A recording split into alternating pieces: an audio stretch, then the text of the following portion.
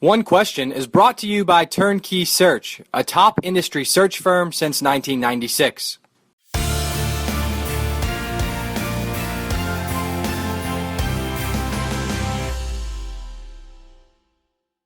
Well, I try to often go where the pack is not, and that means trying to find stories that are original, that create their own waves, so to speak. And I pride myself on talking to and having as deep of a source base as anybody who's covering college sports. And so my goal is to talk to somebody new every day. I don't always accomplish that goal, but over the course of a year, hopefully that means that, several hundred new people find their way into my Rolodex with, specialties in different areas. And so I can call on a variety of people quickly if I need to understand issues. I look for stories that have tension. I feel like stories that grab people's attention tend to have some element of surprise. And so those are the kinds of stories that I gravitate to. I also like to tell stories through people. So like a person whose story tells something bigger than them, like there's some universal condition or some universal theme that you can draw out of a character. Those are the stories that I find are most that reach people, that are most memorable, and so those are the kinds of issues that I look for too.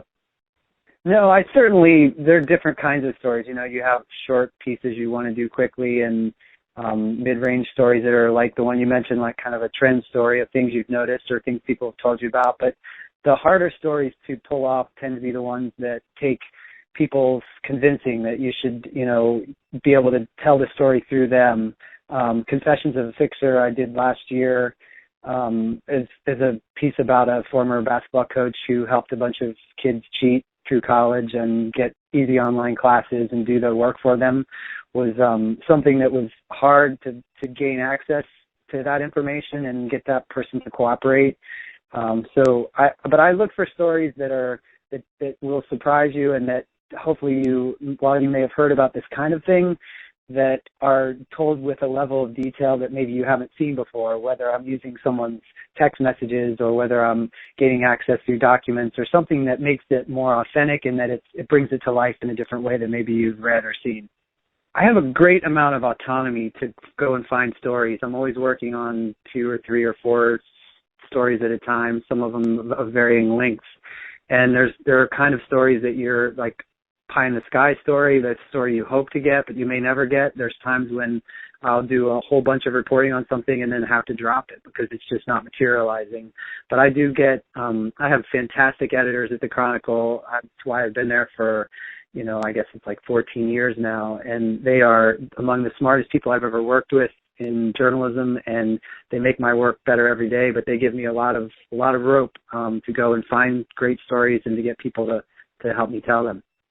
People in college sports are extremely careful about wanting to share negative information. And so you're constantly working with people to make sure that you're fair and balanced in your reporting, and you ideally don't want people to be on background, and you don't want them to be comfortable using their names, but sometimes you have to do that. And so your stories to be authentic have to have a mix of people who are willing to go on the record and share what really is happening and those who may not. And so my job is to make sure that in every possible way I get people comfortable with me and hopefully on the record for stories, because I think that makes stories better ultimately and more balanced, and it shows the reality of what's happening out there. I think people have their opinions of what is fair and what isn't fair.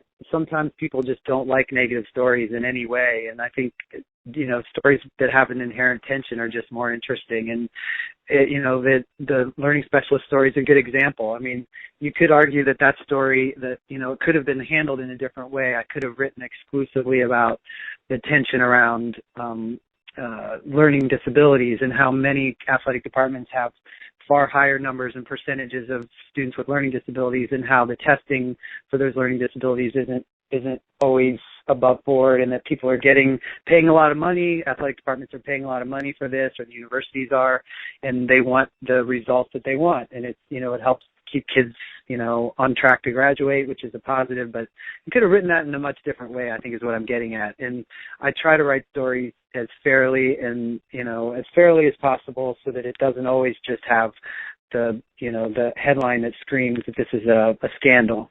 And that's today's One Question, brought to you by Turnkey Search, a top industry search firm since 1996. One Question is designed to give D1 Ticker subscribers valuable insights on how executive leaders in college athletics think about key issues on their respective campuses, in their departments, or within their leagues and conferences. One Question is brought to you by Turnkey Search, a top industry search firm since 1996.